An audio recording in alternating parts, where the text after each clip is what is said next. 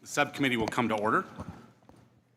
Thank you, Ranking Member Blumenauer, subcommittee members, and our witnesses for being here today. I appreciate all of you taking the time to discuss the need for U.S. leadership in establishing and enforcing strong digital trade rules.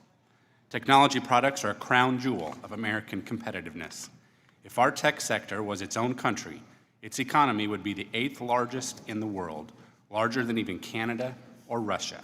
It employs 8.9 million Americans and pays 33% more than other industries on average. However, our status as an innovation powerhouse is under threat. In recent years, our strategic and economic rivals have sought to erode America's competitive edge through a series of discriminatory digital trade and tax measures targeting American companies. There is no question this is contrary to our national interest. This is why I was so concerned last October when the Biden administration announced it was no longer supporting core, bipartisan digital trade rules in negotiations at the World Trade Organization and the Indo-Pacific.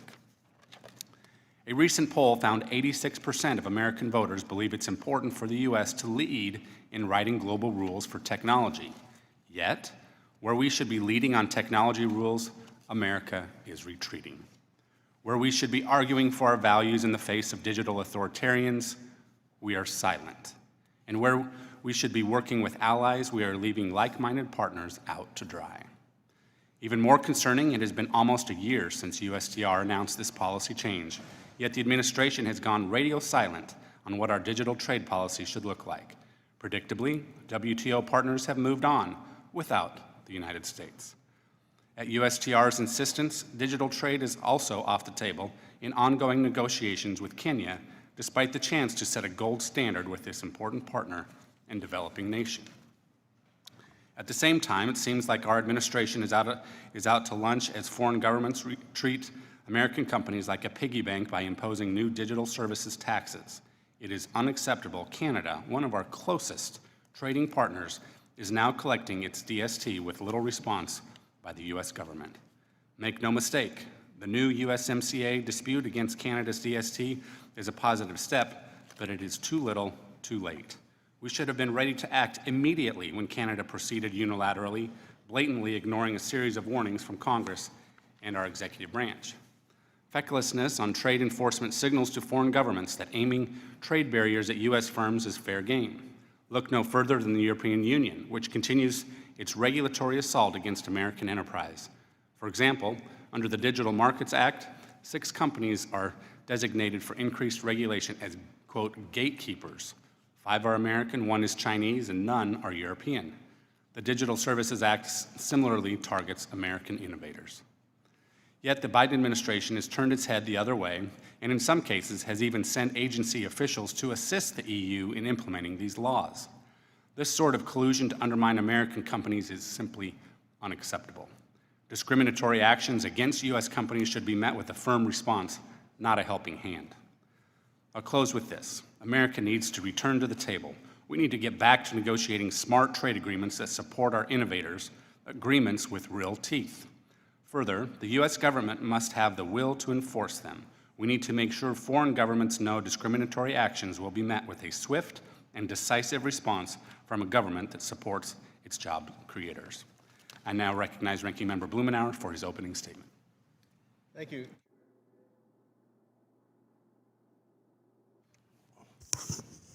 For planning and organizing today's hearings. I know it's been an incredibly demanding work period with everything that's going on, and I'd like to thank our panelists for joining us in the waning days of the fall session here. In the interest of time, I'll just briefly highlight a few topics that we'll hear about today. I would like to start by commending the Biden-Harris administration for their leadership role in the recent extension of the WTO e-commerce moratorium. The United States was instrumental in getting all WTO members to agree to the extension, and it was not, I'm told, an easy task. The e-commerce moratorium supports American business growth and is critical to the digital economy. Extending the e-commerce moratorium was a big priority for the Ways and Means Committee. As the chairman mentioned, the digital economy is critically important to the United States. According to the most recent data, as is mentioned, there's a tremendous amount of value that is involved with this, 10% of the GDP. And the digital economy grew at over 7% per year from 2017 to 2022. The impressive growth for the digital economy has created new opportunities for workers, for consumers, and business. The digital economy has enabled entrepreneurs like Dr. Walch, one of our panelists, to start small business that operate globally. It has led to the introduction of new technologies and platforms that have helped to drive even more innovation, improve trade facilitation, and further conservation efforts, and provide important access to telemedicine. Today, the digital economy touches most industries, whatever size. But while the digital economy has created new opportunities and transformed certain industries, it's raised significant modern challenges. As Ambassador Tai has correctly noted, an increasingly digital and digitalized economy challenge every realm of our individual and collective experience and requires careful consideration of the regulatory approach. On the one hand, we must create conditions for companies to innovate, and yet on the other hand, we must ensure the ability of governments to regulate the digital economy, especially with respect to personal data. In this regard, I'm looking forward to hearing from Eric Gottwald today on some of these challenges, both within the workplace, such as surveillance of workers, and outside the workplace, such as the erosion of personal privacy. I am concerned about that and look forward to hearing from our panelists.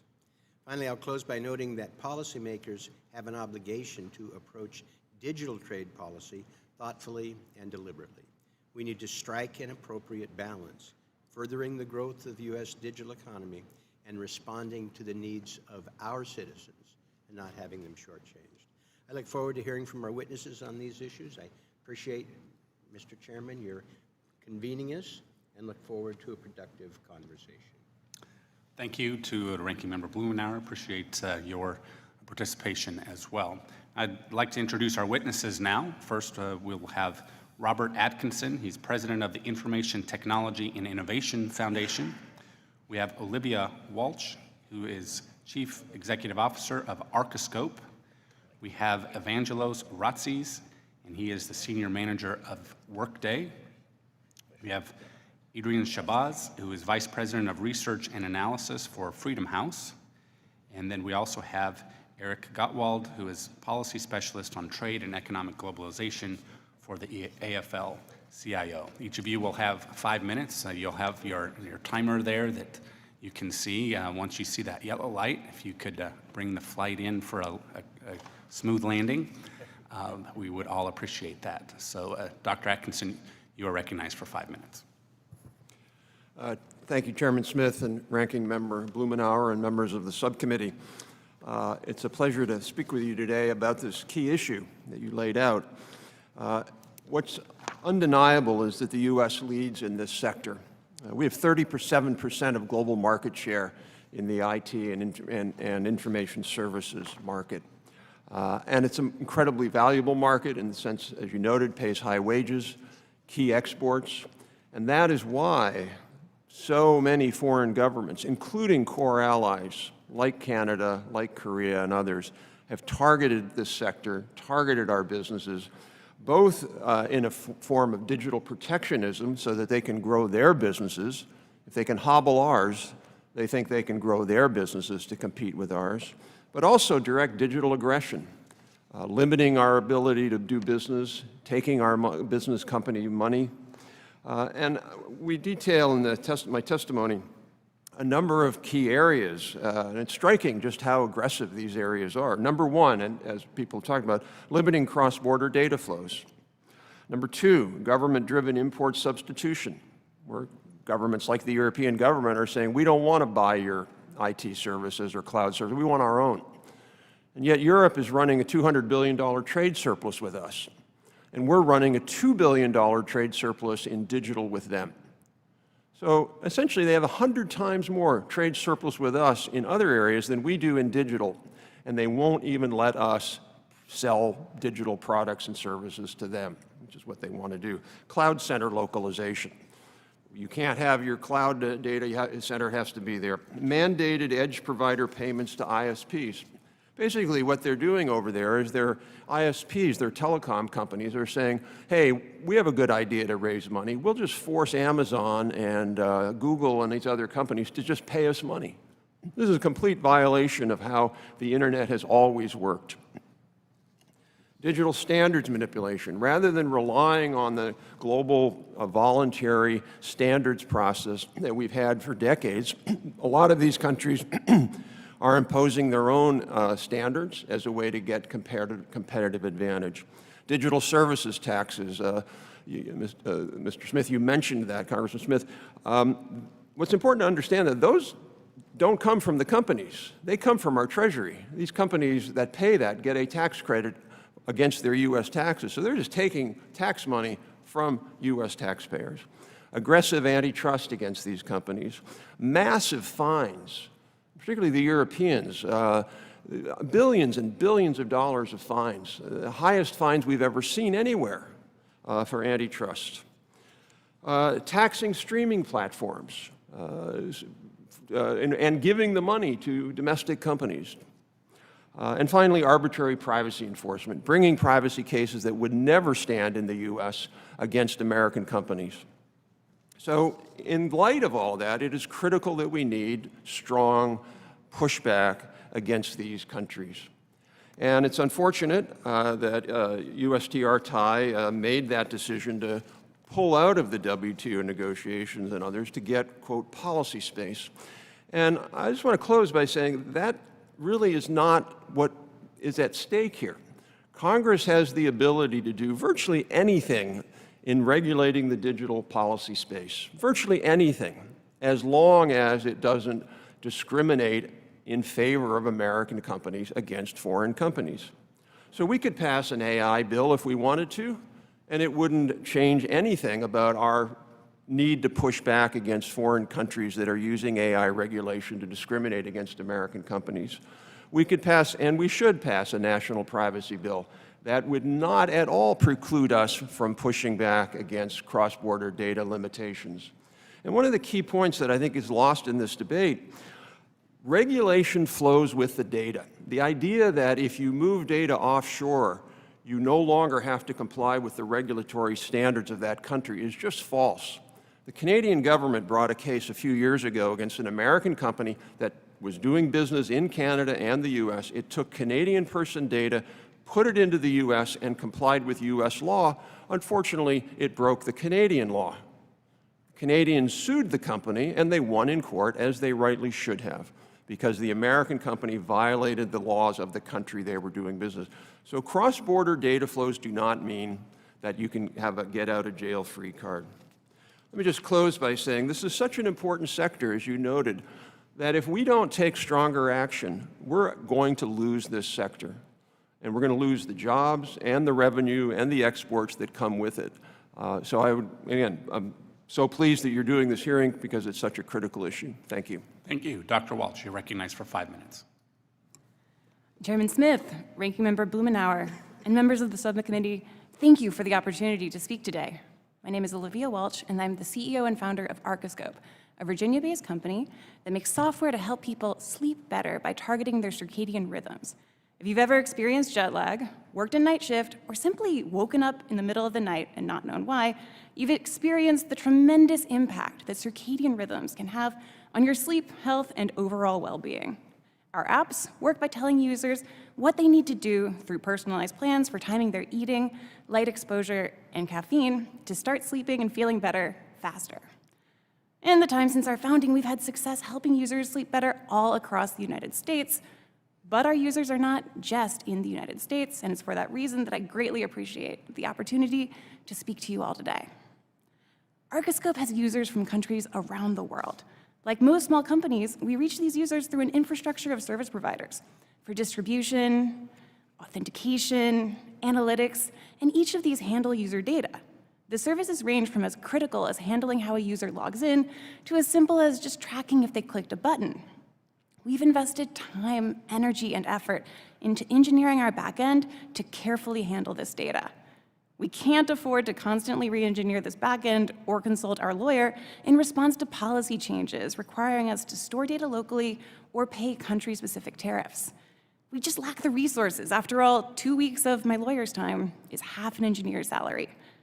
If we were in a position where the choice was between redoing our back end or leaving a country whose specific rules were a compliance challenge, we would almost certainly just stop operating in that country. And of course, you can see the problem this poses for a jet lag app. You don't want to take off from Dulles and not have your app work in Delhi. We already limit the data we collect because of compliance headaches. If you land in Delhi and you want to know why we're telling you not to drink coffee, I can't tell you without having you go to settings and export a diagnostic report and email it to us, which is a hassle, and it's caused by disparate regulations we encounter around the globe.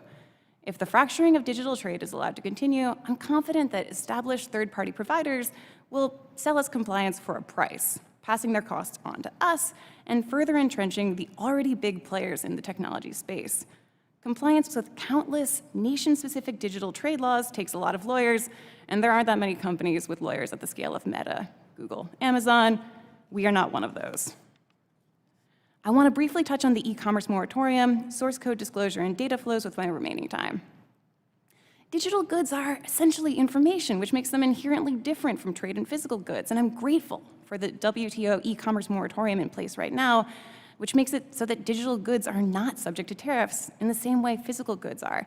And it's from this place of gratitude that I call for strong US leadership to continue the moratorium and ultimately make it permanent. As a startup, putting our proprietary innovations at risk is putting our entire company at risk. Requirements to share source code as part of operating in a country would mean exposing our secret sauce to foreign regulators that probably don't have our best interests in mind. Our only option would again be to stop operating in a country that demanded that. And it's easy to see how the imposition of localization requirements would be stifling to products like our jet lag app, but almost any business would be disrupted by barriers to cross-border data flows.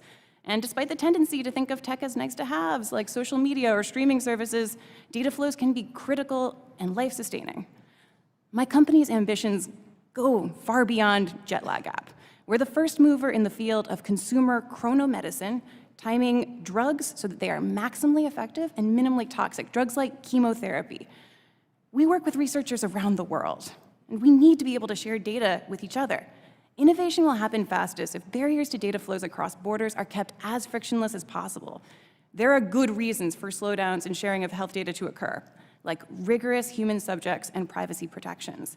But inconsistent, nation-specific trade bureaucracy is not one of them. US small businesses like mine need strong leadership to prevent rules like tariffs on digital goods, mandatory data localization, and forced source code disclosure from hampering our global growth. With strong leadership on digital trade from the United States, companies like Arcascope can continue to do what we do best, which is build and compete on a global stage. And we can continue to help you avoid jet lag on your next congressional delegation. Thank you for the opportunity to speak today, and I look forward to your questions. Thank you, Mr. Razis. You're recognized for 5 minutes. Good morning, Chairman Smith, Ranking Member Blumenauer, and members of the subcommittee. My name is Evangelos Razis, and I'm Senior Manager of Public Policy at Workday, where I lead our policy efforts on data flows, privacy, and AI. Workday is a leading provider of enterprise cloud applications for finance and HR. Our software is used by more than 10,000 organizations around the world and across industries, including more than 60% of the Fortune 500. There are 70 million workers in the Workday customer community, and nearly 30% of all US job openings are processed using our software. I commend the subcommittee for its bipartisan focus on strong digital trade rules and would like to offer 3 points from my written testimony. First, digital trade rules are vital for cross-border data flows, which Workday and our customers rely on to grow, innovate, and do business. Workday can develop AI-powered solutions here in the United States and deliver them to our customers wherever they are in the world.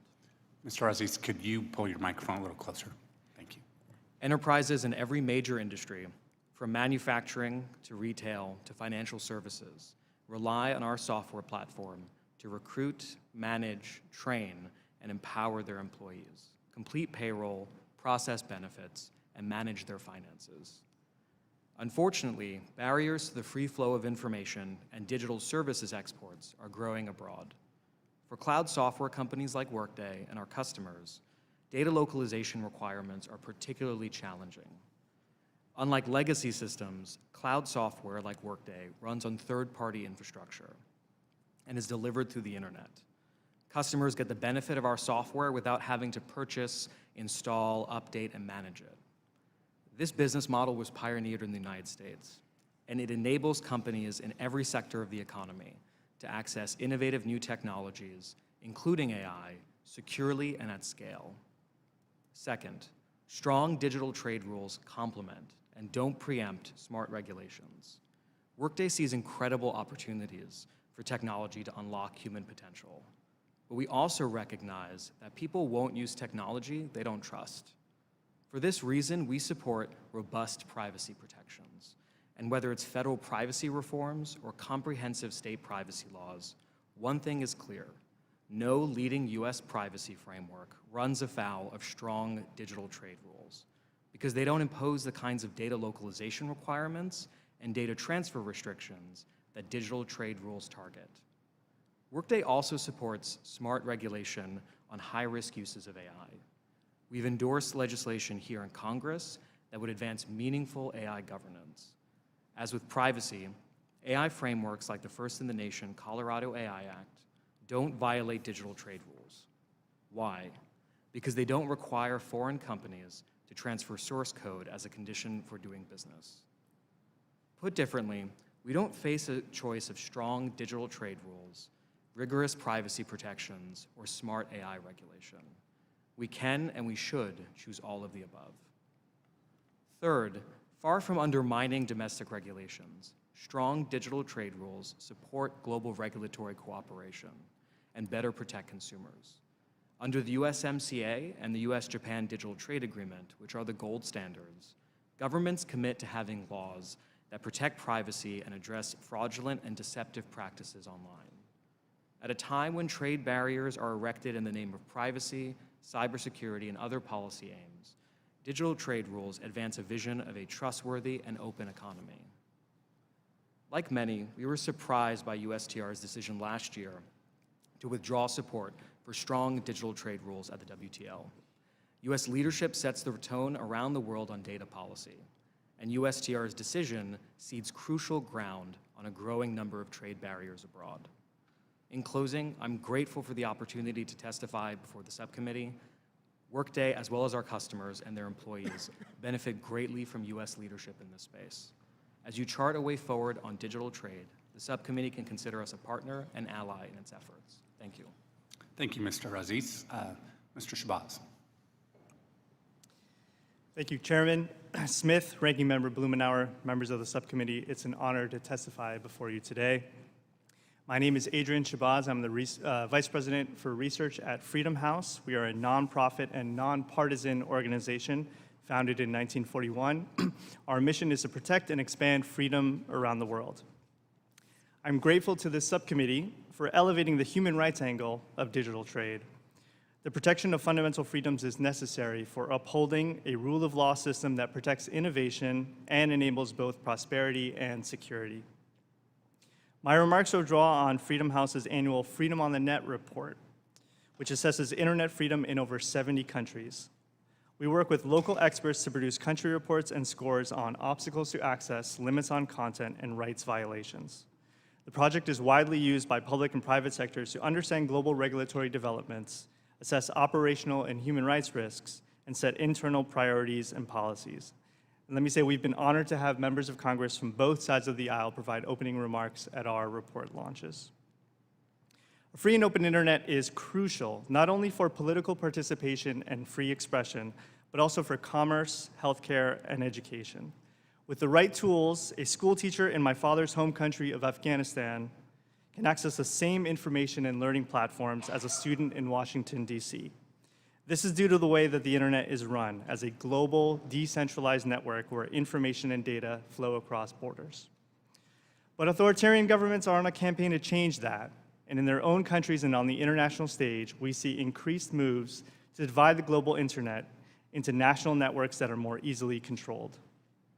For these reasons, we expressed concern 1 year ago when the United States Trade Representative dropped support for cross-border data flows at the World Trade Organization. The decision risks further fragmenting the global internet by emboldening authoritarian governments to enact data localization laws. These laws require companies and other service providers to store data about local residents on servers within the country.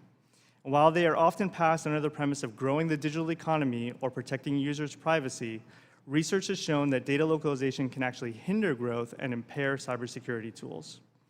Our own research has found that these laws can have negative implications for people's freedoms, particularly in countries that are ranked partly free and not free in our annual report. That is because data localization laws are often used to force companies to comply with local security agencies, including to censor nonviolent political, social, and religious speech, and to hand over personal data. One of the clearest examples is China, which has received the worst score in our Net Freedom Index for 9 consecutive years. Vague provisions in several laws mandate that the companies collect and store their data within China's borders, and that companies assist the Chinese government with national security and intelligence efforts. Given China's dismal human rights record, these laws put companies at a high risk of complicity with serious human rights abuses. The Chinese Communist Party considers all sorts of nonviolent political, social, and religious expression as a threat to national security, and we know that they rely on technology companies to conduct mass surveillance of Uyghurs and other persecuted ethnic and religious communities. Chinese officials have also partnered with Russia to reshape global cyber norms at the United Nations and other fora. They seek to make the world safe for authoritarianism by affirming their right to curtail the political rights and civil liberties of their own people, online and off. If global norms shift further away from a freedom and openness, there is a risk that data localization laws will proliferate. Companies in authoritarian countries will face increased demands to comply with human rights abuses, and billions of people around the world will become less free.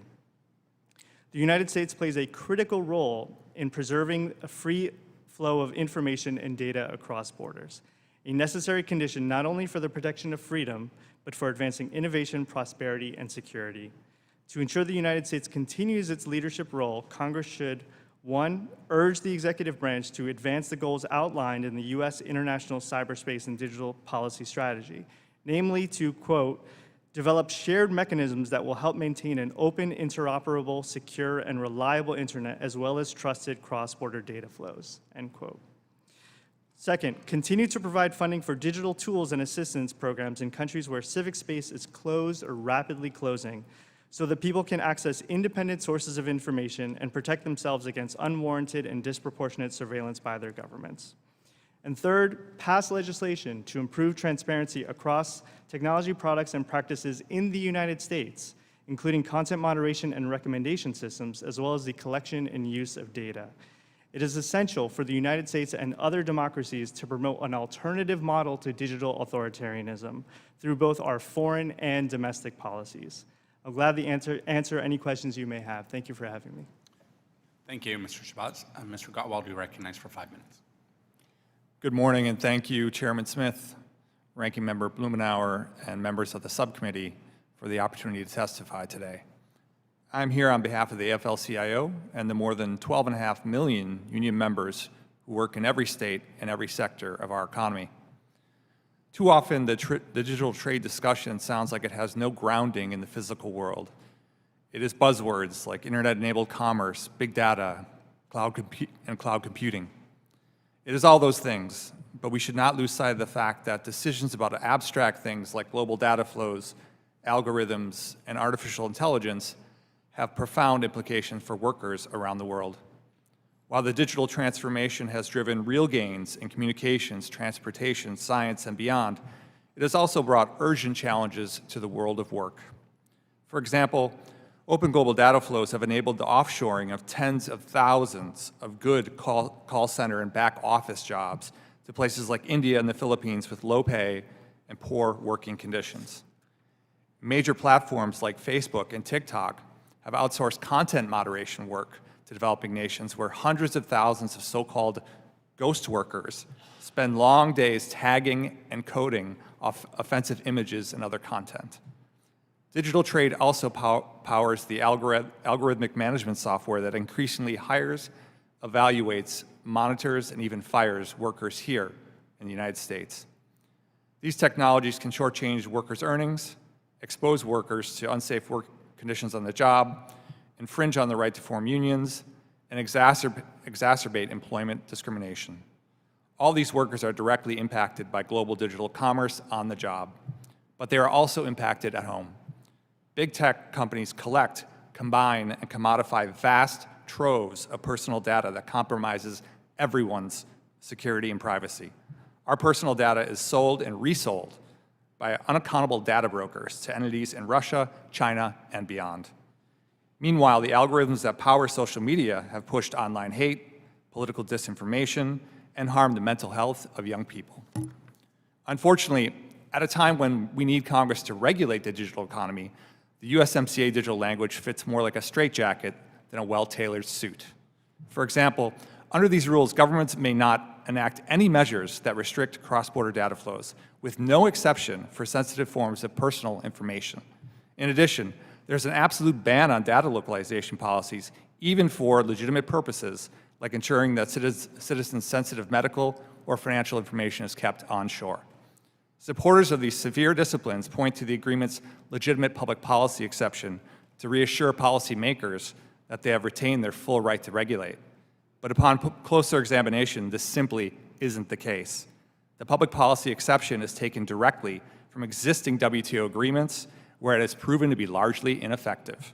Just fewer than 5% of challenged government policies have been upheld by trade dispute panels. We are alarmed that bipartisan efforts to protect personal data and address big tech's anti-competitive practices could run afoul of these digital trade rules. This debate cannot be framed as a binary choice between China's Great Firewall and a totally unregulated global data marketplace where anything goes. It is time for a strategic reset to ensure that our digital trade policy strikes the right balance between promoting open data flows and securing data privacy and workers' rights. Congress must be free to act to protect Americans' data privacy and advance our economic and national security interests, even if those measures happen to restrict open global data flows. Congress must preserve the ability of regulators to meaningfully oversee the use of artificial intelligence management software in the workplace to ensure that it is consistent with our current labor and employment laws. And we must enact new laws to address emerging issues such as electronic workplace surveillance and the erosion of digital privacy. The Congress and the public should decide the rules of the road for technology in the workplace and society. That cannot be left up to big tech companies and unaccountable international trade tribunals. Thank you. I'm happy to answer any questions. Thank you. Thank you, Mr. Gottwald. Thank you to our entire panel. I think we have a great variety of perspectives here that I think are important to include. It cannot be overstated how important this topic is. So thank you for sharing your perspectives and your insight. I think one of the coolest things about digital issues, digital technology, is that it has been, I think, a great equalizer in so many different ways. When we see technology, perhaps the backbone from a larger company, but it's a launching pad for a small operation. So Dr. Walch, I don't know how many employees you have, but I'm guessing you started out smaller than you are now, and that many, many other companies have as well. I might say that, American digital services, or digital services that originate in our country, allow, they provide a launching pad for other small operations around the world too. So it's discouraging that other countries, other jurisdictions, would even want to restrict that when perhaps they're conceivably harming their own population. But getting more specific here, I know that 2 years ago, we as a country engaged with Kenya, well, actually before that as well, launching negotiations for what is called the Strategic Trade and Investment Partnership. So at that time, USTR highlighted digital trade as a key priority in the negotiations. However, digital trade has kind of dropped off of that discussion. I find that particularly concerning.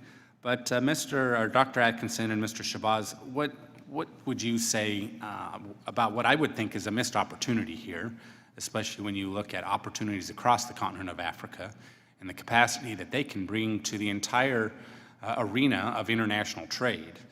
And I'm just wondering if you could share your perspective on that. Thank you. The ITIF just released a big report up here in Capitol on Wednesday, looking at how innovative Chinese firms are and what the competition we face with China. And one of the main battlegrounds for that competition, including in the digital space, is going to be in places like Africa, South America, parts of Asia. And so I think we have to think about Africa as a battleground. This is similar to how we thought about it in the Cold War. We were vigilant to make sure that African countries didn't go and side with the Soviets. So by walking away from digital trade engagement, I think we're opening the door to the Chinese. They are spending billions and billions of dollars in African countries to get them to adopt the kinds of systems we heard about, the surveillance systems and others. So if we don't engage with countries like Kenya, I really worry that they're just going to default to a country like China that's much more enabling and supportive of what they're doing. Thank you. Mr. Shahbaz. Thank you for the question. I would say, Africa is an incredibly diverse continent, and you have democracies and autocracies there. I would echo what Dr. Atkinson said here, that when we've interviewed several experts and those who are engaged in the fight for freedom and for digital freedoms on the continent, what they have shared is their fear, essentially, around data localization laws, that if more governments are passing data localization laws, that will put their very sensitive information closer to the hands of security agencies. And this information reveals one's political opinions, one's religious beliefs, also sensitive information about our health, our connections, and it's essentially a threat to privacy. So what we've wanted to see happen is for the United States to offer an alternative to the digital authoritarian model that the Chinese government has been promoting on the continent. They have been undergoing trainings and investments throughout the continent. I think it's important that the United States approach not only favors the free flow of information and data, but then also works with civil society and with government to make sure that the operating system of democratic governance is actually there in place to make sure that whatever rules or technologies that are then brought in these countries is essentially under the oversight of the people, because we essentially believe that democracy is the most important technology here that many of these societies need in order to make sure that that technology is used to promote freedoms. Thank you. Thank you. Dr. Atkinson, I know that there's been criticism of strong digital trade rules, saying that there's a concern about the right to regulate, perhaps, for our country to regulate. Do you think that there are any provisions in our trade agreements that would prevent Congress from passing new legislation on topics such as artificial intelligence or data privacy? There absolutely are not. I would disagree with what Mr. Gottwald said. He mentioned, for example, open data flows lead to offshoring. That's about U.S. policy. That's not about, if we wanted to not do that, we could. Digital trade leads to employee oversight. No. Employee oversight, which oftentimes is a good thing, is about a domestic issue. If you want to regulate how technologies monitor their employees, you have every right to do that. It's not going to violate any trade agreement. Privacy. Again, I go back to this key point. We can and should have a national privacy bill, but it doesn't mean that a company doing business here can't move the data to a server or a cloud center in Ottawa or in Montreal. There's nothing there's nothing that makes that that impedes what you want to do. The only thing that would impede what you want to do is if you decide you want to, if Congress wants to put in place laws that intentionally discriminate against foreign companies. That's what you cannot do. That's the tie that binds, if you will. So no. Congress could easily pass AI rules as long as the AI rules and regulations don't discriminate against foreign AI companies in favor of American AI companies. But if you want to pass a law that says that AI has to have special privacy rules or that algorithms have to be disclosed or whatever you might want to do, you can do that. Thank you. I'll now move to Mr. Blumenauer as ranking member for his questions. Thank you, Mr. Chairman. Mr. Shahbaz, in your testimony, you say it's essential for the United States and like-minded allies to offer an alternative to to the authoritarian model of digital governance. We should better safeguard people's rights and data while still protecting the global internet. And you identify a half dozen specifics. Can you elaborate on what the one or two priorities would be to be able to accomplish that objective? Thank you.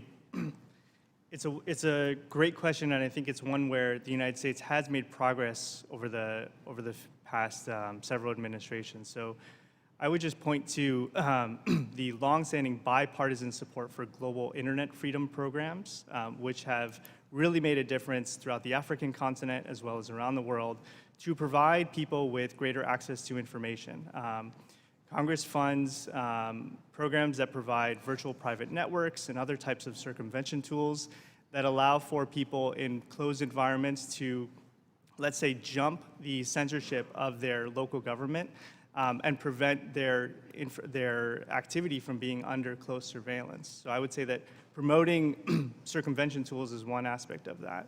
A second part is what I alluded to, which is a more democratic model for digital governance. So what we're seeing around the world is that China, Russia, Iran, other authoritarian governments are privileging a state-centric view of how the internet should be run. And that goes against the fundamental multi-stakeholder model of internet governance. There are conversations that are happening right now as we speak around internet governance. There's a UN cybercrime treaty that is deeply troubling, has certain provisions that are deeply troubling that would allow for authoritarian governments to collaborate by sharing data about people who are suspected of crimes in their countries. So there's quite a bit that the United States should also be doing multilaterally. I would say a fundamental point here is really the support for civil society, because what distinguishes democracy and what the United States is doing from what China is doing is working not only with governments or with security agencies to protect countries and protect national security, but it's also working with civil society organizations in a lot of these countries to make sure that they have a voice at the table. And we've seen that pay dividends when many countries have introduced legislation for data localization requirements. It's been actually civil society organizations that have been at the table, raising a ruckus locally through the media, through conversations with legislators there, to then push back against very far-reaching laws that would essentially cut the countries off from the rest of the global internet. Thank you. No, thank you. Mr. Gottwald, in your testimony, you noted that employers are increasingly alluded automated systems to monitor or discipline workers, largely without the input of workers or their unions. I hope we could get a little more granular here in terms of what this means and how we can speak out and take action to protect the rights of workers. We took a CODEL to Colombia looking at the implementation of our FTA and dealing with call centers. It seemed to me that there's some gaps here that we might be able to do something with. Would you elaborate on your point? Thanks for that question. If we step back, I think everybody has recognized since the pandemic hit and telework became more and more popular, there's a lot more awareness about the deployment by employers of these digital workplace surveillance tools. Some of these are quite creepy, to be candid with you. If you're working from home and your employer is monitoring not just keystrokes, but potentially even using the camera to biometrics and things, and it's a little disturbing. So I can understand why Congress is focused on this. Utterly appropriate. I'll just say that in our experience, workers are almost never aware that this software is being deployed by the employer. Sometimes the trade unions, if there is a trade union, are unaware of it as well. Although I'll say this, our trade unions are more and more making this subject of use of AI management software or surveillance software part of collective bargaining. And I think that's a very positive trend. I think that it influences the workplace so profoundly, and workers need to know what kind of data is being collected by the employer, And what's being done with that data?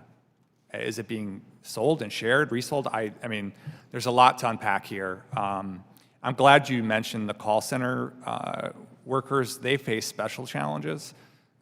We've heard from organized call center workers that employers sometimes use this quality monitoring software, which is fine, but what will happen in practice is it will punish people with non-English, non-native English speakers. They speak English well enough, but their accent, they might have a slight accent this way or that way. And they're probably well understood by the person on the other side of the line, but the software is knocking them for having an accent that's a little bit outside the box. Thank you. The last thing I'd say is in Colombia, that company, I believe was Teleperformance, large French company that does a lot of outsourcing work for call centers for the big tech companies. That Teleperformance company has a horrible track record on workers' rights. A complaint was filed by French unions at the OECD, really laying out the challenges in this area. And Mr. Blumenauer, I can follow up in written remarks to give more flavor there. I would appreciate that. Thank you, Mr. Chairman. Thank you. I'll now move to Mr. LaHood, followed by Mr. Kildee. After Mr. Kildee, we'll move, as is tradition, 2-to-1 for the questions. Mr. LaHood, you're recognized for 5 minutes. Thank you, Mr. Chairman, and thank you for having this important hearing today. I want to thank all of our witnesses for your really valuable testimony here today on a very important topic. In our increasingly interconnected world, the trade of digital goods and services is essential for American growth, innovation, and global leadership.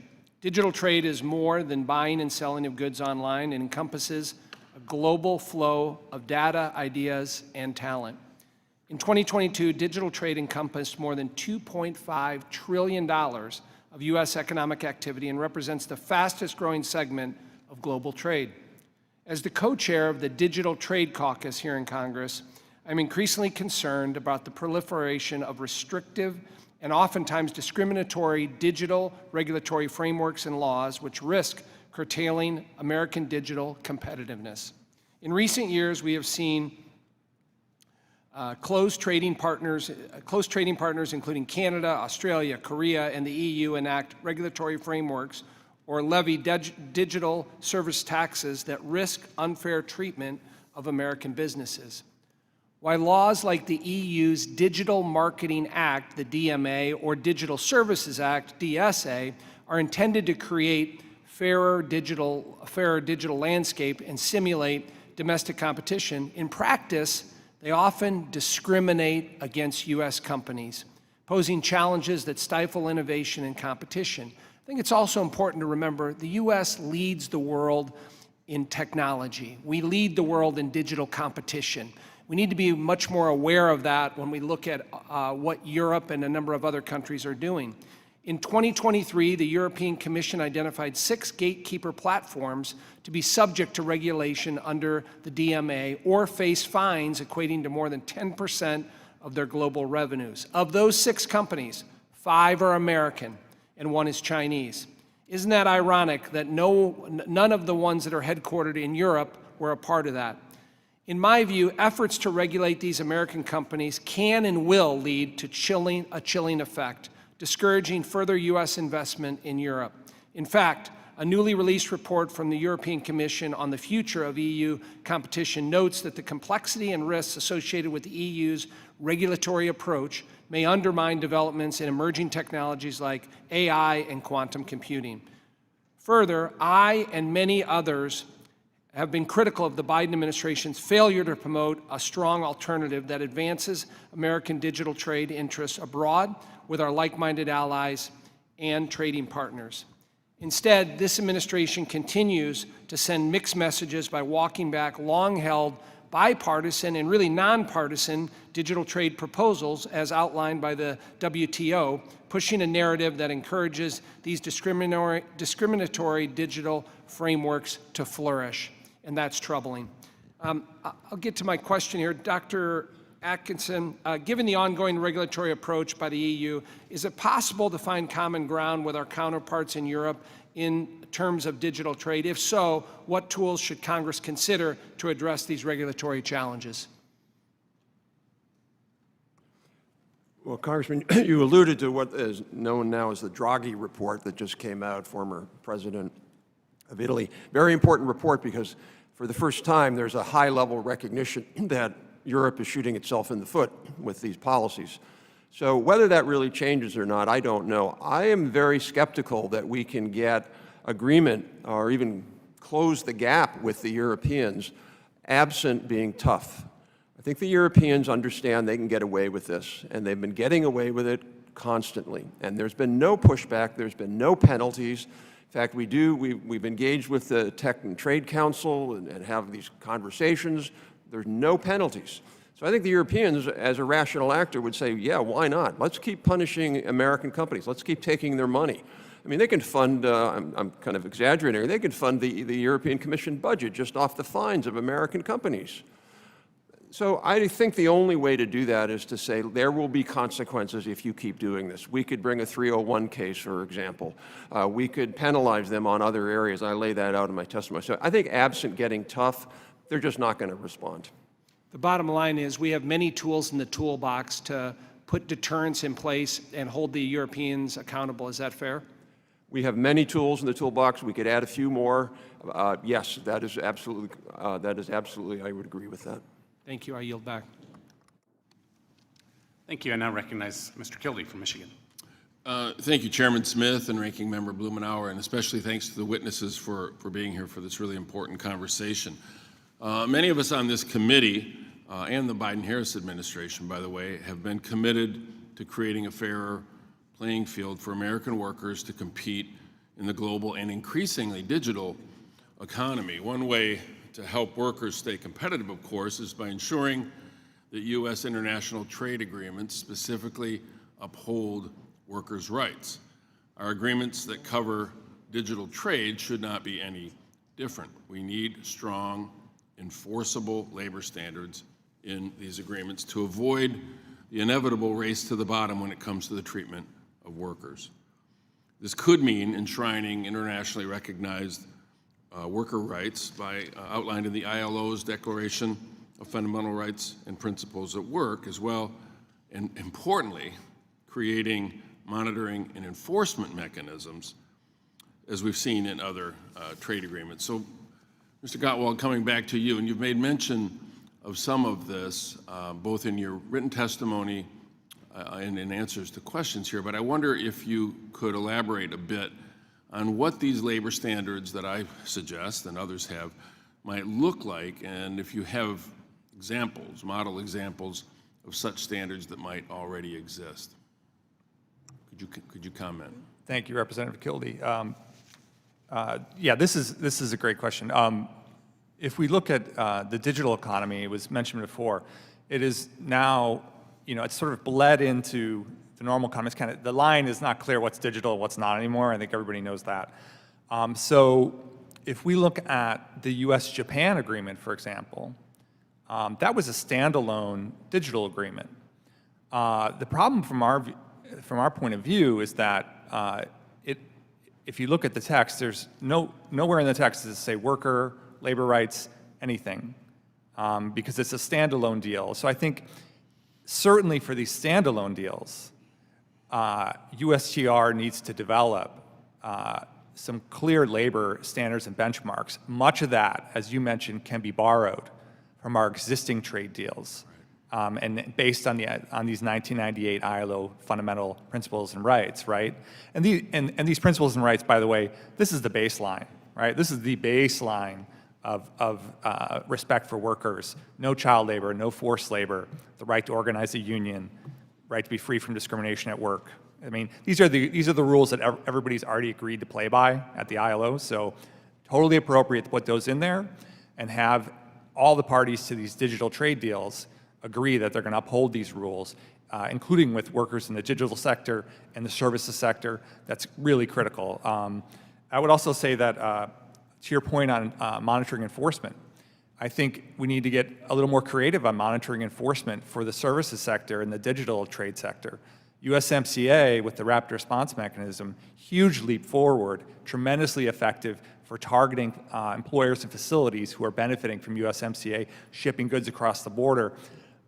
Bit more challenging with services and digital, right? Because it's not, sometimes it's not goods going across the border, it's data. But smart people over at USTR, smart people in Congress, we can figure it out, and I appreciate you raising it. Well, thank you for that. I wonder if I could just quickly turn to the issue of digital services taxes. We know that there's a discriminatory DST implemented by Canada in June. Mr. Atkinson, I'd ask you to comment. Congressman Estes and I have been working together on this, condemning foreign DSTs and how they harm businesses. And you mentioned a couple of times that there are ways we can push back. And I wonder if you might just specifically suggest some ideas that you might have as to how to do that. I mean, obviously you mentioned relative to other circumstances, the use of 301. Do you have ideas on specific ways, other than just raising the issue, specific techniques or mechanisms that we might be able to use to push back, particularly in this issue that we're having with Canada? Thank you. No, that's a key issue, particularly because Canada's tax is retroactive, so they're going to try to get as much money out of that as possible. I think Canada, to me, is different than Europe because I think we have a lot more leverage. I think the Canadian, I'm born in Canada, I'm a dual citizen, and Canadians— I live on the border, they're friends, but we do have our issues. They know more about our politics than I think we do sometimes. I think that's true. They're very sensitive to being friends with us. So I think we have a lot of leverage if we were strong and pushing back and there was a leader-to-leader meeting and saying, no, if you do that, we can't. If that doesn't work, I mean, one of the ideas that I laid out in the testimony is an idea from Gary Huffbauer, I think at the Peterson Institute, which would be to pass a law that would allow us to tax their companies in the same way. I guarantee if we were to do that, we would get their attention immediately. They think they can get a free lunch out of this with no penalties to their own companies. Whereas I think if we said, you do that, we're going to tax a bunch of your companies that are doing business in the U.S. Thank you, Doctor, and I really appreciate the testimony. I yield back. Thank you. I now recognize from Kansas, Mr. Estes. Thank you, Mr. Chairman, and thank you to all of our witnesses for being here today. You know, a week ago, I led our U.S. Innovation Tax Team to a listening tour of what some people call Silicon Valley, others call Tech Valley in California. While our focus was on encouraging innovation through sound, stable tax policies, it didn't take long for the discussions to also include intellectual property, the theft of the intellectual property, and extraterritorial foreign taxes. Bad policies like the TRIPS waiver and forced tech transfers disincentivize small startups and major corporations from innovating, testing, and developing and manufacturing here in the United States. And they counter the good policies that we could restore or strengthen, like immediate research and development expensing and the foreign-derived intangible income, or FDII. Excuse me. The TRIPS waiver has put us on a slippery slope. We now have countries at the WTO proposing more forced tech transfers, localized operations, and data localizations. In short, the complete abandonment of U.S. digital trade priorities. As one startup told me, it's easy to get a shop set up or to move research and development to another country that has more favorable policies as opposed to punitive ones, and that's not good for our country. Policies that hurt innovation hurt all Americans because they slow the economy, reduce jobs, and give foreign adversaries a competitive advantage. Another major area of concern, as we've talked about before, is the digital services taxes, or DSTs. We've witnessed countries like France and Canada specifically target U.S. companies to fill their coffers with these disastrous extraterritorial taxes.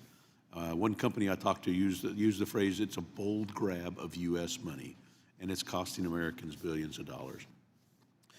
Dr. Atkinson, OECD's Pillar 1 was supposed to provide clarity and stability around DSTs, but instead the Biden-Harris negotiators have put America last, and as we've talked about earlier, DSTs are proliferating. How do we, I know Mr. Kildee had asked some about other provisions we can do, but are there some equitable offsets to discourage foreign countries from thinking they can get away with transferring U.S. dollars? When you mentioned taxes, are there other things that we could do as well? Thank you. I think the first thing to recognize is that Pillar 1 is basically institutionalizing DSTs. That's all it is. Pillar 1 says you can do a DST, you just have to do it according to these rules. If your profit rate is above 10%, we get to tax 25% of those profits, but only for certain size companies, even if you... So I think the U.S. administration and Congress needs to come out and say, no, there's no logic behind Pillar 1. The OECD says the logic behind Pillar 1 is because now we're trading things across borders that we didn't trade before in services. Well, by that logic, we should be taxing any company that sells anything in the U.S., even though they don't have an operation here. So, I don't know, maybe there's some French water that comes across the border. Well, we should tax Perrier. I mean, there's no logic behind why you would single out digital. So, I think again, we have to do two things. One is I like that idea of mirror taxes. Fine, you're going to do that. We're going to tax you, and we're going to tax you just as much, if not more. We need to make it clear that they can't take U.S. taxpayer money. I think the second thing would be there's a whole set of things we can do around trade enforcement that we should say, fine, you're going to do that, we'll do this. And I think at the end of the day, it's just a power play. We have to show that we're not going to let them take our money. Yep. Mr. Shahbaz, for years we've had major concerns about CCP stealing intellectual property. As we've talked about advancing technologies such as AI, are you concerned about China and that they'll continue to ransack our intellectual property and why it's important for tech like this to be fostered in the United States instead of in China? Thank you for the question. We are concerned about generally the Chinese Communist Party and the government's influence here in the United States, the ways that it conducts espionage, transnational repression, as well as malign political influence. That's where we think it's incredibly important to do two things. One is to stand up laws that essentially promote resilience here in the United States, resilience for companies, resilience for individuals who may face attacks from the Chinese government and its affiliates. And we also do think that it's incredibly important to show why technologies that are developed in the United States and why the United States governance system is very different to that in China. I think that's an incredibly important message that also sells well to our partners in other countries around the world, those in other markets that are looking to goods. They want to understand why it is that they should be purchasing U.S. technologies rather than those that are manufactured in China. Obviously, there are some economic considerations where perhaps they may be going for the technology that is the cheapest. But I think that's where the United States can play on its competitive advantage as a democracy to show that, well, listen, our technology isn't stealing your data.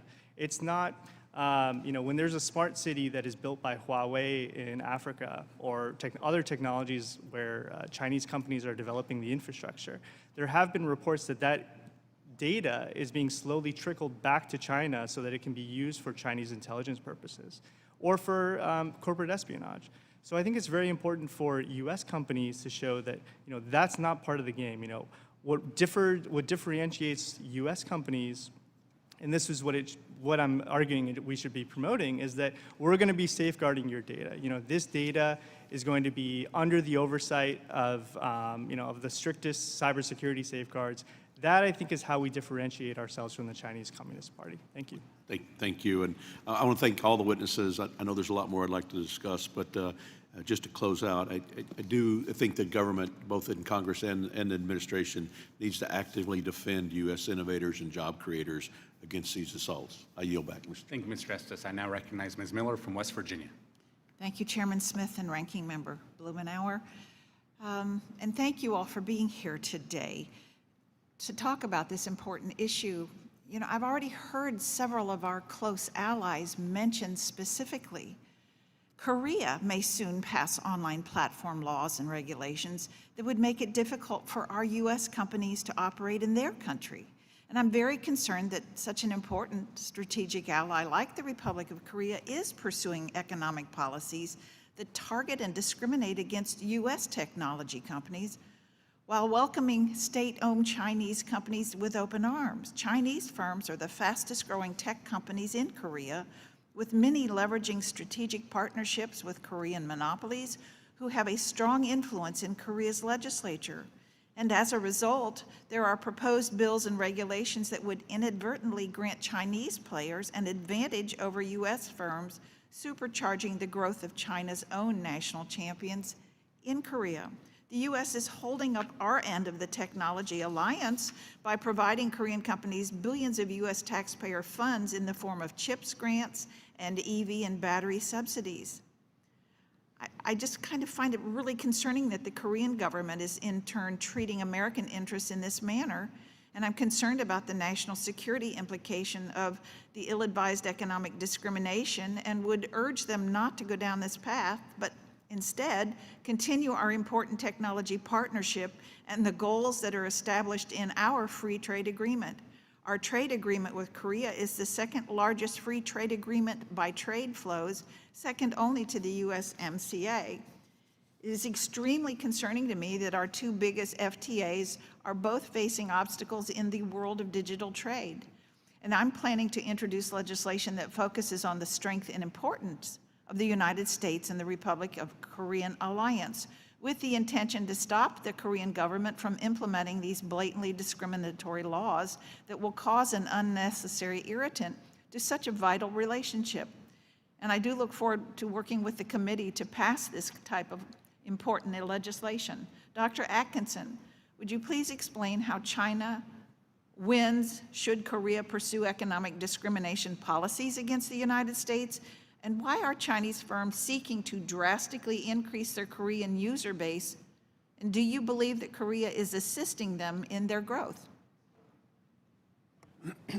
Thank you, Congresswoman.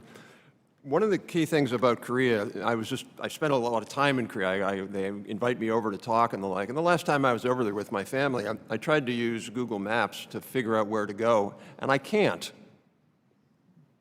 I could use a Korean app company, which actually I had to do. I had to download. And they say it's national security. It has nothing to do with national security. It's the fact that they wanted to favor their own domestic map companies, their own domestic players. That's what they're doing now by copying the European DMA. And what they want to do is they want to be able to pass a law that would require American companies to turn over data, to be interoperable, to do other kinds of things that would benefit Korean companies. But they can't write the law so blatantly that admits that. So it would benefit Korean companies, but it would also benefit Chinese companies. And so they're willing to make that trade-off because they think it's going to benefit their companies more. It'll hurt our companies. So it's almost like getting attacked not directly. So they're not trying to benefit Chinese companies. They're trying to benefit Korean companies. But you're absolutely right. This will benefit Chinese companies and make them stronger. I would put Korea again in the same category as I'd put Canada. They need us a lot more than we need them. They're dependent upon us, not just for military, but they're so focused right now on building technology partnerships. I just spoke at 2 conferences here that the Korean government put on. They want technology partnerships with us. And we're going ahead and saying yes. But I think there has to be a quid pro quo with that. Yeah, we want technology partnerships with you so we can both be stronger against the Chinese, but we're not going to do partnerships with you if you do these kinds of discriminatory things. What are the national security concerns related to U.S. foreign policy in the Indo-Pacific should the U.S. be less economically tied to our strategic ally as they grow closer to China? So the fundamental question, I think, in the Indo-Pacific is, are these countries going to gradually move over into the China orbit? Or are they going to stay in the Western democratic market orbit? And we're going to know that in 20 years. That'll be decided. And by letting the Koreans sort of have it both ways, the Koreans don't want to pick. They want to have really close relationships with the Chinese because they know Chinese are predatory and retaliatory. They will hurt the Korean companies. They've done that before. But we need to let them know that they can't have it both ways. They have to pick. We're their defender. They need to be on the side of the allies and democracy. So I think it's a critical issue that we make them choose and choose us. Thank you. I guess I need to yield back my time. I'm not finished, though. Thank you. Well, we'll try to circle back around if we can. I now recognize Ms. Dalbeni for 5 minutes. Thank you, Mr. Chairman, and thanks to all our witnesses for being here. This is a really important conversation. Ever since I arrived in Congress, I've been advocating for a federal consumer data privacy law. Every day, millions of Americans' personal information is at risk, and we have to put people back in control of their data. And this has been crystal clear in debates around reproductive health data, TikTok, AI, and on and on and on. Ambassador Tai has maintained that one of the reasons the U.S. has paused digital trade talks is that they may limit the policy space needed to address domestic policy issues like privacy. Her argument is that by entering into digital trade agreements, the U.S. is giving up its ability to regulate domestically. That said, if we step back from the negotiating table until Congress acts, we run a serious risk of harming the very objectives, such as defending American companies, protecting privacy, and supporting a free and open internet that have been core to U.S. policy for many years. So, Mr. Razis, I guess I'll start with you.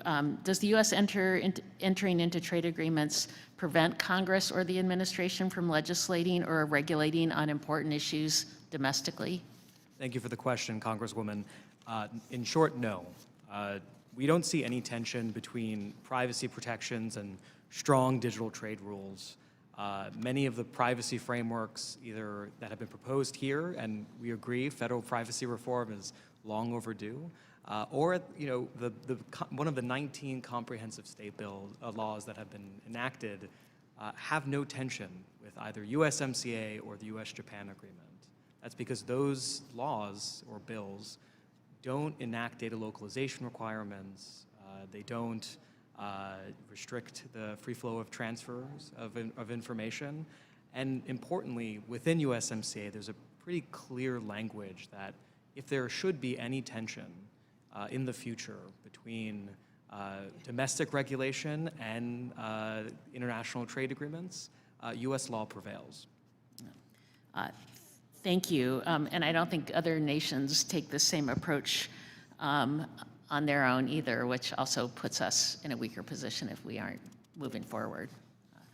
I also wanted to talk a little bit about intellectual property. Obviously, protecting intellectual property, our intellectual property from adversaries and competitors is essential to keeping our edge and protecting the livelihoods of small business owners across the country, and that's why the U.S. has historically opposed forced source code disclosure as a condition of doing business in a trading partner country, and we included this protection in the broadly bipartisan USMCA. Dr. Walch, how would you respond to a requirement to disclose your company's source code to a foreign government as a condition of doing business? Thank you so much for the question. We would just leave. Part of it is because there's data in our backend that was collected in very carefully controlled IRB-approved studies on human subjects in the US. Those people consented, and we protect that very carefully. It's also our edge. It's what gives us a head start globally. If we had to disclose our models and somebody could just take them and skip all of the work we did and also have access to models trained on US citizen data, that would be just a no-go. It almost certainly would not be worth it for a company of 6 people, like my company, to operate in a place that requires us to give up our secret sauce. And of course, if your source code was exposed, as you said, others could potentially access that too going forward. That's exactly right. Yeah. No, so I think this is another conversation when we talk about kind of the policies we need to put in place to make sure we're a strong position. Privacy, obviously, critically important, important that we move domestically, but also looking at issues to make sure we're protecting IP are going to be important too. I just want to thank all of you for being here on this important subject, and I yield back, Mr. Chairman. Thank you. Now recognize Ms. Fischbach for 5 minutes. Thank you very much, Mr. Chair. And it seems like every time we discuss the Biden-Harris administration's actions on the world stage, we hear the same thing. The Biden administration keeps walking away from discussions where America's voice is needed and we should be an active participant. I hear it from agricultural producers across my district. I hear it from manufacturers in my district, and today we're here to talk about the administration's failure to protect U.S. interests in our digital economy. Foreign governments seem to recognize that our current administration will do little to respond to measures that explicitly or implicitly discriminate against American companies. In some cases, government agencies like the Federal Trade Commission are even sending American officials to help implement policies that directly undermine America's leadership and innovation. Mr. Atkinson, what sort of impact does that have on other countries considering similar barriers? Thank you, Congresswoman. Historically, if it wasn't for U.S. leadership, the world economy would be vastly more protectionist, be vastly more distorted, because it's been U.S. leadership that's been, if not explicitly, then implicitly holding up countries to a higher standard. They know that if they do this, they're sinning.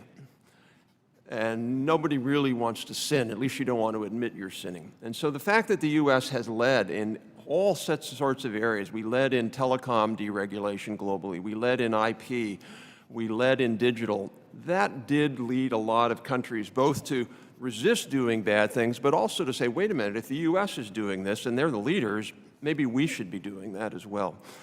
And what's so troubling, I think, about USTR's decision, and by the way, I would add, that was really a unilateral decision. Both state and commerce, in my understanding, did not support that decision. Both the State Department and the Commerce Department were surprised by that decision and did not agree with that decision. So it's not as if the entire administration has backed away, although that is the de facto the case.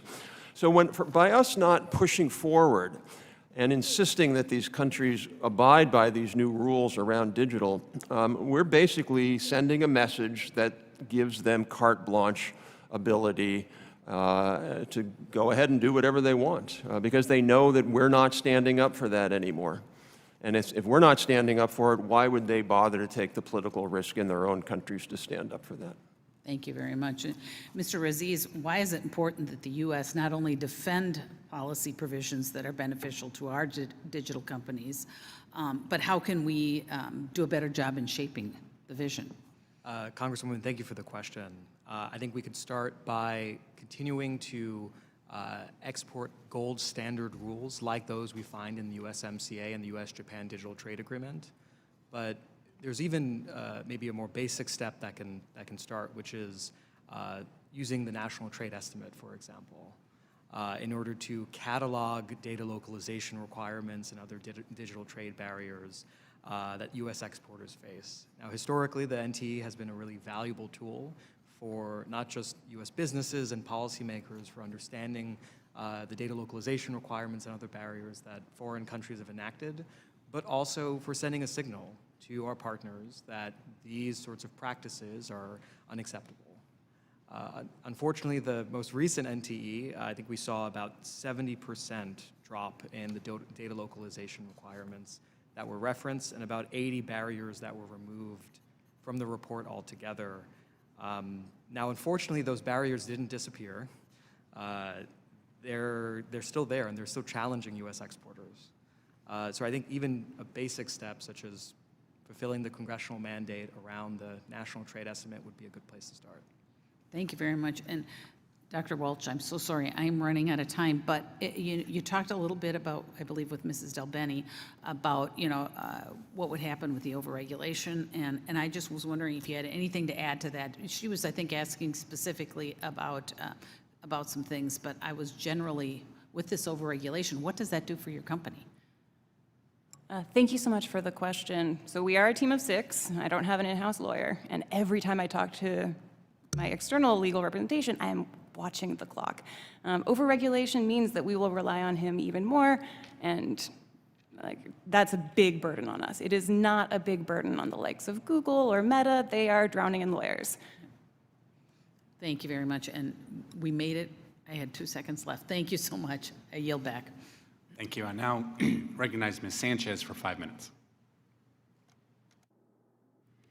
Thank you to Ranking Member Blumenauer and Mr. Chairman for holding this important hearing.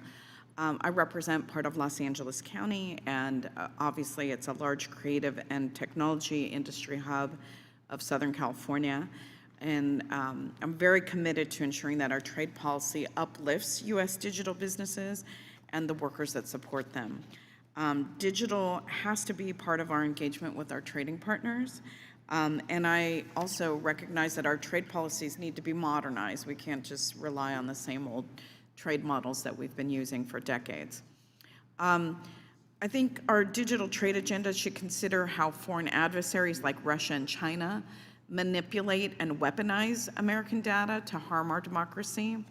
And we also have to consider how AI and automation reshape the workplace as well. There's a lot of moving parts to this. For instance, while robots have long been used in high-wage markets, we now see them in more lower-wage ones. And a study by the ITIF found that China's manufacturing sector, for example, uses 12 times more robots than that of the United States. And that's not driven by market forces, but it's driven by the Communist Party's generous subsidies. And that puts our American manufacturing and our American manufacturing workers, which already face an uneven playing field, at a disadvantage, a bigger disadvantage in global trade. So with the rise of new technologies, we need to ensure that our policies prioritize American workers instead of leaving them behind. Mr. Gottwald, in your written testimony, you touched on the importance of protecting the economic security of the more than 5 million workers in the creative industries, such as motion pictures, television, and music, which I always say our biggest exports is our American culture. Can you expand on how digital trade policy can better ensure that these workers get the compensation and the recognition that they are due? Thank you, Congresswoman Sanchez. This is a great question, and it raises very important issues for our union creative professionals, many of whom earn collectively bargain pay and contributions to their health insurance from the sales and licensing of the copyrighted works that they help create. So intellectual property rules are quite important for these workers, their union members, their affiliated AFL-CIO. So a worker-centered digital trade policy, has to extend and address the stolen or unlicensed use of copyrighted content on digital platforms, and avoid replicating the outdated and overbroad copyright safe harbor exclusions that exist in some U.S. laws. So one is, let's not do further harm by exporting that model, which isn't working here. And in addition, they need to address the dangers and downsides to AI that you mentioned, including image-based sexual abuse, misappropriation for commercial gain, and the proliferation of deepfake videos and other abuses that happen and affect these creative professionals. So thank you for that. Yeah, thank you. Mr. Atkinson, the U.S. film, television, and streaming industry supports over 816,000 jobs in California and about $101.7 billion in wages. And I'm particularly concerned that some of our closest trade partners are proposing measures that would discriminate against U.S. creative industries. For example, Australia may require U.S. streaming companies to invest 10% of their revenues in Australian content, and Canada wants U.S. streaming companies to subsidize local Canadian news production. These policies could negatively impact my state's and our country's creative industries and the broader U.S. economy.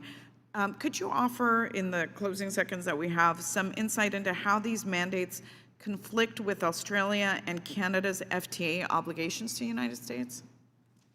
Thank you.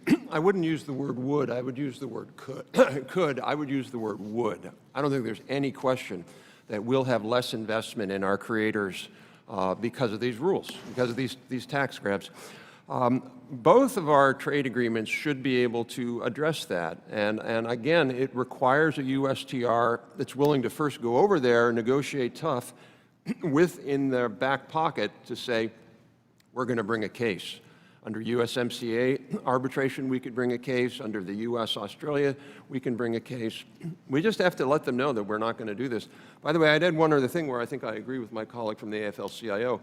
We need to make sure that the trade agreements that we have protect creators and allow for site blocking, which is something we've long supported, that we should not allow these foreign websites that are basically pirate sites to be accessible here, and we should have our trade agreements encourage that with other countries as well. I thank you, and I yield back. Thank you. And now recognize from Tennessee, Mr. Kustoff. Thank you, Mr. Chairman. Thank you to the witnesses for appearing today. Mr. Razis, if I could with you, as it relates to Workday, I understand your company helps to find and hire workers. Can you talk about how Workday helps U.S.-based companies compete globally by providing them with tools to recruit and manage talent across the borders in a competitive digital trade environment? Congressman, thank you for the great question. Workday's business is to help other businesses do well. And so when our customers succeed, we succeed. In terms of specifics around talent management, a thing that we're very excited about at Workday is a skills-based approach to talent. And so we are leveraging AI and other digital technologies to help our customers understand what skills that their existing workforces have, what skill gaps there are in their current workforce that they can grow and help their workers identify, be it in manufacturing, be it in retail or other sectors, and then to identify new sources of talent as well. And so when our customers are able to leverage Workday products and the AI, especially that is driven there, they are better situated to adapt to new changes in the labor market. Thank you. If I can follow up, maybe, can you talk about how current barriers and regulatory challenges like the digital service tax affect Workday's ability to invest in innovation and workforce development here in the United States? Of course. So while the digital services taxes are addressed at companies that tend not to be Workday, so we're a business-to-business enterprise, and so rather than a consumer-facing one. That said, it speaks to a larger problem and the costs of foreign trade barriers. So in order to overcome a market access barrier like a data localization requirement, that requires time and money that could otherwise be invested in additional headcount or innovation, and that is, again, that comes with economic costs in addition to the variety of other costs associated with market access barriers. Thank you. I appreciate the fact that all of you have 5 minutes to make statements, and your written statements are maybe longer than that. If I could, Dr. Atkinson, with you, because you had a very thorough written statement, maybe if I can ask you about U.S. Trade Representative Tai's decision to withdraw from, as you say, key digital trade negotiations at the WTO. Can you explain why she did that, why she withdrew from those negotiations, and does it make any sense to you? So I have not talked to Ambassador Tai, so I will only give you what I can see sort of from the outside. I think there are two factors. And I would add, by the way, I think in the Biden administration, there are forces on sort of the more openness to trade, and there are forces on the less openness to trade. This is not an administration that has one view. I think that's a challenge. As I said, there are folks in commerce who are really pushing for this. There are folks at state who are pushing for this. I think there are two forces. I think that Ambassador Tai and certain people in the administration, they talk about putting a pause on trade opening and having a middle-class oriented trade and worker-centered trade. I don't think pause is I think pause is a euphemism. I think what they want is a moratorium, if not a rollback. And they see digital as being this expansive new area, and I think in their view, if they can stop digital trade or slow it down, this would all be good. Now, why do they want to do that? Because there's no question that trade puts limits on our ability. So, for example, we can't tax corporations at 80%. Because we could do it for domestic companies, they just raise prices. But for our companies that are trading, if we raise taxes super, super high, they would lose global market share. They would cut workers. So globalization puts, as Tom Friedman once said in his book, they are golden handcuffs. They do limit what we can do domestically, not in any legalistic sense. But if we wanted to sort of impose really terrible regulations, they do that. So I think that's point number one. I think point number two is, there are certain progressives in the Senate in particular who really, really have an animus towards large corporations. They want to sue big corporations, they want to break them up, and they have this narrative that the U.S. economy has become increasingly concentrated, which is 100% false. And I'm happy to share that data from the U.S. Census Bureau that shows that simply is not the case. But in any case, they're having a real animus and a jihad almost against large corporations and big tech in particular. And I think this was the view, well, if we go down this path, we're going to limit our ability to break up Google or break up Facebook or sue them. So I think that was the two components of the logic. Thank you. I'll yield back. Thank you. I now recognize Mr. Panetta from California. Outstanding. Thank you, Mr. Chairman. I guess I had an opening, but I want to follow up on that statement, that eloquent statement. Thank you, Mr.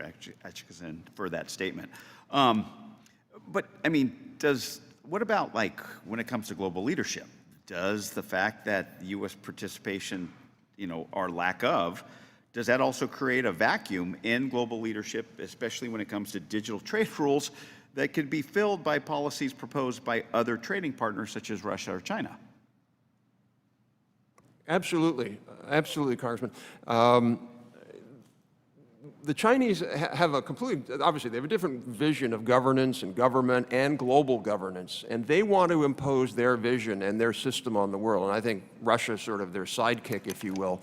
And this is basically a battle for influence. I've been in countries where the State Department has invited me in, and I see the role of China in these countries. I see China way more active in these countries than we are. So by us walking away, we're essentially giving the Chinese a green light for them to go into these countries and say, hey, look, our system is better. I've talked to Chinese companies who say one of the things that they're really selling, if you will, is we can go in there and give you a turnkey system in an African country that they call safe cities. Well, what they mean by that is complete total monitoring, complete data collection, be able to put people into jail for whatever reason you want, and they're selling that system. Yeah.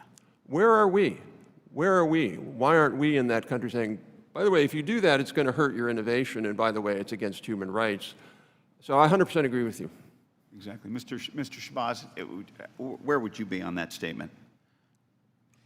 I do think it's critical, and I would say that there's two parts to this. So thank you for the question, Congressman. On the one hand, we do need to make sure that there isn't a vacuum. We do know that the Chinese Communist Party has invested quite a bit, and there was a point where almost a majority of UN agencies were led by Chinese nationals. So I think it's very important, and it's been great to see the effort that was made, for example, to ensure that it was an American citizen who beat, I believe it was either a Russian or a Chinese national to lead the ITU, the International Telecommunications Union.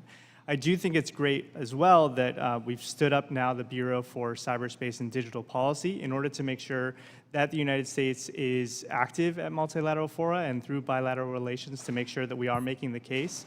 And then I do think the second point here is what it means domestically. And I think that this has been something that has been pointed out by the other witnesses, is that we need to make sure that our foreign policy is also aligned with our domestic policy. And that means that people don't think of the United States as a place that is this kind of anarchy, right? Because I do think that there is this impression that some of the harms that have come about inevitably from digitalization haven't been adequately handled by by domestic regulation or whatever it might be, or by companies in some ways.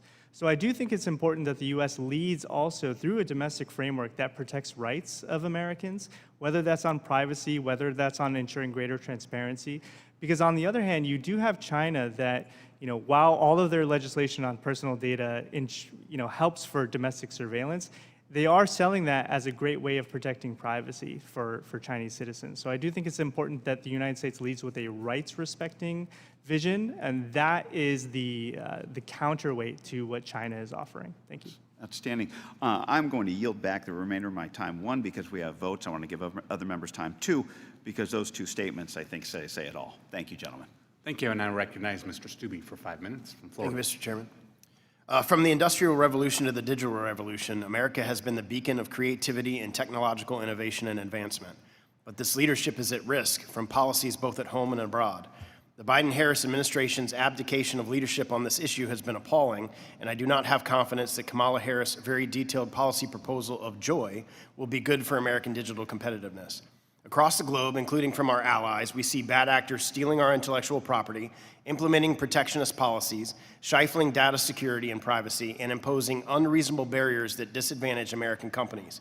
It is essential that we establish and enforce robust digital trade rules to protect American companies, both large and small, from unfair digital practices overseas. Under the Trump administration, strong progress was made on digital trade in the United States-Mexico-Canada agreement. The USMCA took important steps on e-commerce, algorithms, cybersecurity, cross-border data flow, prohibiting data localization, and consumer protection.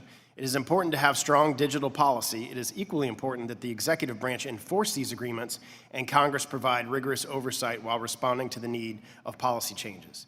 I applaud the efforts of Chairman Jim Jordan, who I sit with on the Select Subcommittee on the Weaponization of the Federal Government, to engage with the European Union, which is attempting to impose its own censorship regime on American citizens and companies. The EU is pushing authoritarian policies that will interfere with the American democratic process, and the Biden-Harris administration is turning a blind eye, perhaps because it will help them politically. The EU's ever-expanding regulatory censorship effort seeks to impose censorship based on what a European official may deem to be, quote, harmful or disinformation. Failure to comply with the European authoritarians would impose significant fines on American companies that could amount to billions of dollars. Mr. Atkinson, can you talk about the censorship and anti-competitive practices that the EU is imposing on American companies? Yes, thank you, Congressman. There's no question that the EU has a different standard of speech than the United States does. And we see that now in Britain, where there have been people who've been prosecuted in the last 2 months for simply making posts on social media that are legal, but not favored by the government. We would, I hope, never do that in the United States. We have a tradition of free speech. I forget who said it, but the best, I think it might have been Justice Brandeis, the best disinfectant is more sunlight. The answer to hate speech is free speech.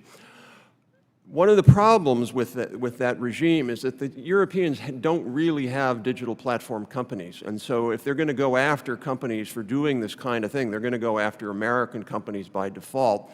And what's most troubling about that is the massive fines that they can impose.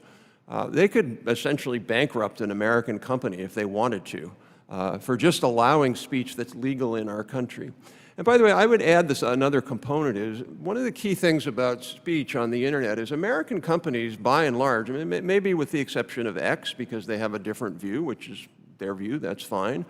But the other American platform companies, they do try to respect domestic rules about speech. And so it's not like they're saying, oh, we're not going to monitor or filter any speech in Europe. They're doing the best they can. And we can argue whether we like that or not, but they're trying to comply with those rules. And the fact that they can be subject to such onerous fines for making a best effort, I find that quite troubling. It would be one thing if the companies were just thumbing their nose at the European, we're not going to abide by your rules at all, screw you. All right, but they're not doing that. They're doing the best they can, and it's an incredibly difficult process when you're seeing millions and millions of pieces of content on your site every day. Mr. Razis, am I pronouncing that correctly? Under the Trump administration, we had a massive overhaul of U.S. trade policy. Can you talk about the effect of the USMCA that had on important areas of concern like data flow, data localization, and algorithms? Congressman, thank you for the question. USMCA, which we're certainly pleased to see the bipartisan support around USMCA and a lot of these disciplines, really is the gold standard. It's the 21st century rule book when it comes to the digital economy right now. And so, to your point, it safeguards the ability of companies to transfer data across borders securely. It prohibits data localization requirements, and it protects American exporters like Workday from arbitrary and discriminatory requirements to transfer source code or algorithms to foreign governments as a condition for market access. Workday has about 75% of its business based here in North America, and so we're certainly beneficiaries of USMCA. However, we're certainly looking to export more and to new markets and would benefit from the protections within USMCA and the US-Japan agreement. Thank you, the witnesses, for being here today. My time's expired. Thank you. I now recognize Mr. Schneider from Illinois. Thank you, Mr. Chairman, and I'll be quick because I know we have to get to votes, but I want to thank the witnesses for joining us today and sharing your perspectives. The expansion of digital trade and digital innovation has literally transformed every industry across our economy. As a result, trading digital goods and services has helped create jobs, expand opportunities for small and family businesses, and cultivate innovation in communities across our country. Just in Illinois, my state, the digital economy supports more than 300,000 jobs and represents nearly $3.7 billion in digital exports. The digital economy is an important part of our trade infrastructure, and the United States must remain a leader when writing the rules of the road for the future of digital trade. The expansion of digital trade in the digital economy has accompanied an international discussion around taxing the revenues and profits earned by multinational corporations.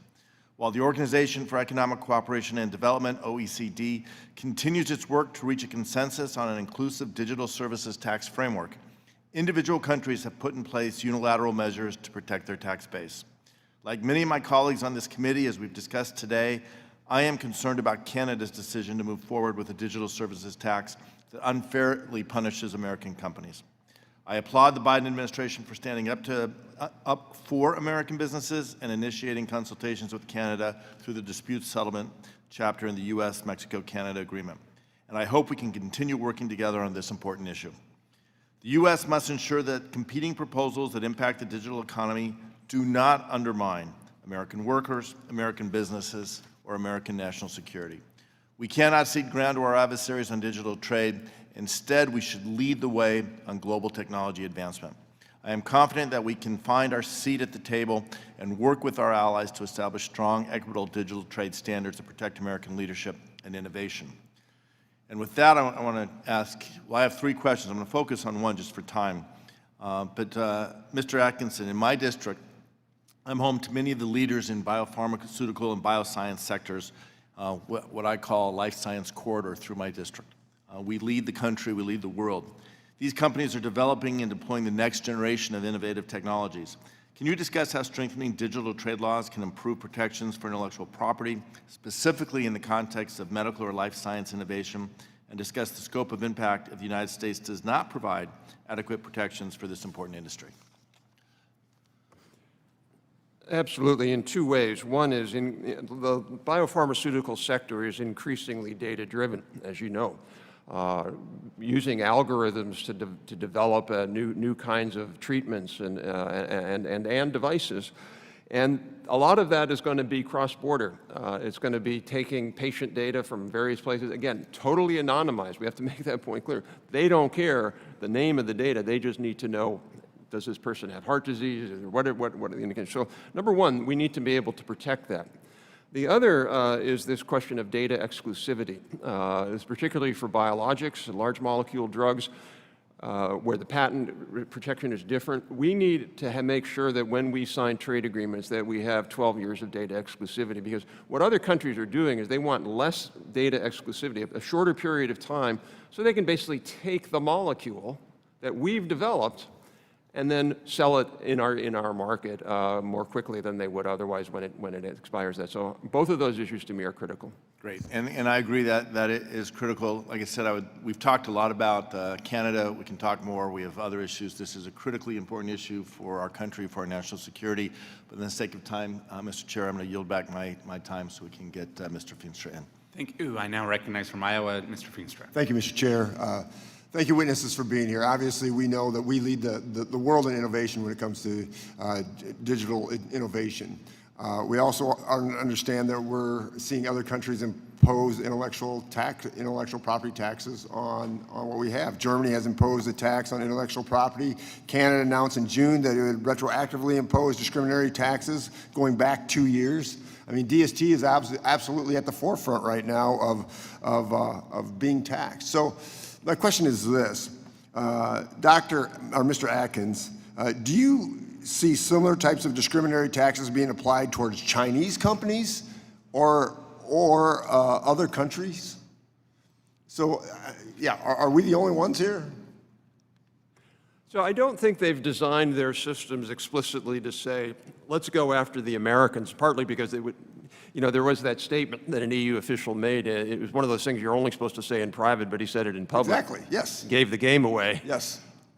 I think he regrets saying that now. But it came out. It was real. It came out, and it was very real. Yes. The issue is why it seems like it's coming at us is our companies are bigger and they're more successful. And so they set the thresholds where these regulations, where these taxes and other things kick in. They set the thresholds in a way that pick up a lot of American companies, but the Chinese are just not big enough in those markets yet. Gotcha. We're very big in Europe, we're very big in Australia, we're very big in Canada. The Chinese aren't yet, the Alibabas, the Baidus and the like. And so if they were big, they would get wrapped up in this. They're just not big enough. So it's a de facto attack on U.S. companies. Gotcha. So we can do 301 investigations. We can do countermeasures. I get all that. But the administration, with Janet Yellen and Treasury, I mean, do you see any sense that they're standing up and fighting against these imposed taxes from Canada and from Germany? I think there's some pushback in the negotiations with regard to Canada. I don't see it with regard to Europe, and I think it's a long-standing problem that the U.S. foreign policy establishment in government and the military establishment prioritizes foreign policy and military issues over U.S. economic competitiveness and technology competitiveness issues. Their view, in my opinion, is let's not rock the boat. There's this conflict in Ukraine. We're just going to turn a blind eye to this. And that's shameful. We've become the piggy bank, literally the piggy bank, and really no one's fighting, for just fairness. That's all we want is fairness, and that's not happening. Thank you, and I yield back. Thank you. Thank you for yielding back. And thank you again to all of our witnesses. Sorry we have to run out of here because of votes, but I think we'll make it. Please be advised that members will have 2 weeks to submit written questions to be answered later in writing. Those questions and your answers will be made part of the formal hearing record. With that, the subcommittee stands adjourned. Thank you again.